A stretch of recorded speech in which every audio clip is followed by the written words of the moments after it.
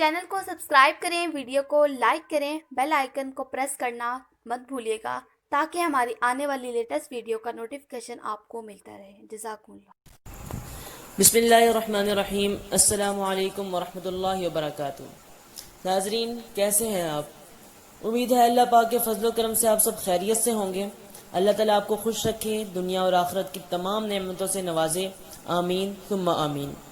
ناظرین، جیسا کہ آپ سب جانتے ہیں کہ ہماری اولین کوشش ہوتی ہے کہ جو بھی وظیفہ، دعا یا عمل ہم آپ کو بتائیں قرآن و سنت کی روشنی میں ہو، اور اس کے لیے ضروری یہ ہے کہ یقین کامل کے ساتھ کریں۔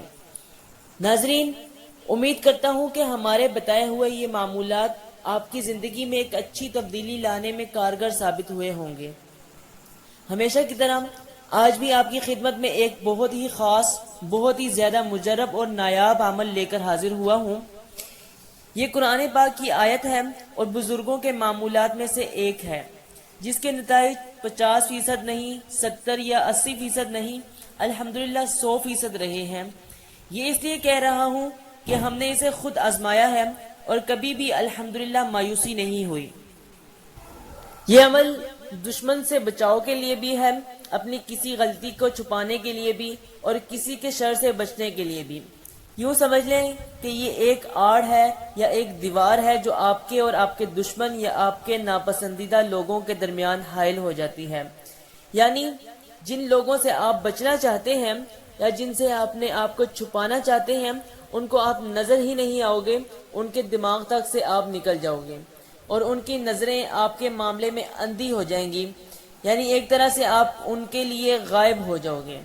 مثال کے طور پر، اگر کوئی لڑکا یا لڑکی یہ چاہتے ہیں کہ فلاں گھر میں میرا رشتہ نہ ہو، اور اسے شبہ ہو کہ وہ لوگ میرا ہاتھ مانگنا چاہتے ہیں، تو وہ وہاں رشتہ نہیں ہوگا، کیونکہ ان کے دل و دماغ سے نکل جاؤ گے۔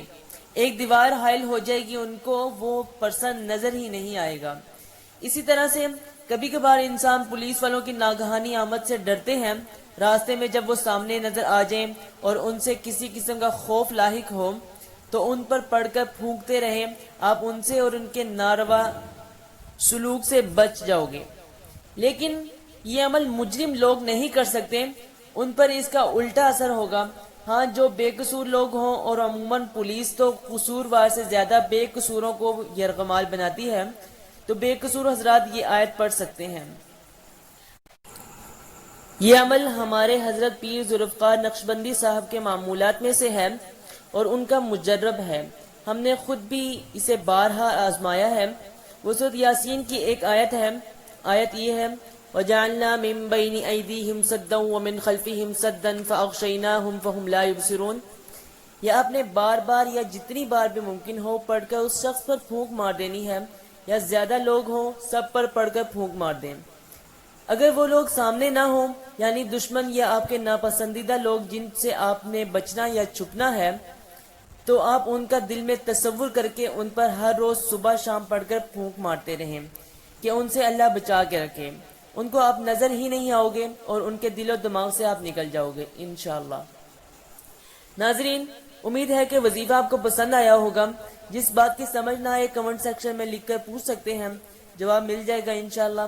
اس کے ساتھ ہی مجھے دیجیے اجازت۔ اپنا رکھیے ڈھیر سارا خیال، مجھے دعاؤں میں یاد رکھیے۔ اللہ حافظ، فی Aman Ullah. Please like the video, share the video and subscribe our channel.